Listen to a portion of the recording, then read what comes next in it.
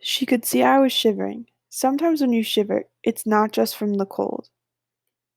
Inside the house there was a table with the candle, two stools, two plates, two cups, and some bananas. There were a few clothes hanging on nails in the wall, and a little rug on the floor, and of course the bed. That was all. The room could have used a lot of other stuff. Mainly, the one thing I wished it had was a back door for me to go out if my stepfather came in the front door. You can stay here, my mother said, but if your stepfather sees you when he comes home, he'll get very angry and hit you. So you'll have to hide and sleep under the bed. So I got down on the floor under the bed, back against the wall out of sight, and my mother shook out the little rug to make it cleaner and put it over me. But I couldn't go to sleep because I was afraid of what would happen when my stepfather came home.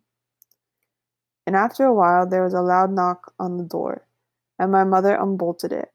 From where I was, I could see my stepfather's legs and feet coming into the house. Then I heard him kiss my mom. The guy finally showed up and paid me the money he owed, my stepfather said, so tomorrow you can buy the things you need. Good, my mother said, and then they talked a little bit about what they'd buy for the house. The candle's going out, my stepfather said. Time to turn in for the night. I watched his feet coming closer and closer. The bed creaked as he sat down on it. He took his shoes off and put his bare feet on the floor. Where's the rug? He asked. I washed it, my mother said. It's outside. It's still wet.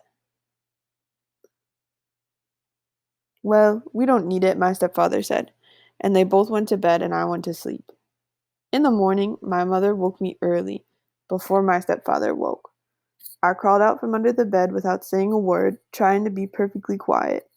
My mother unbolted the door and tiptoed out.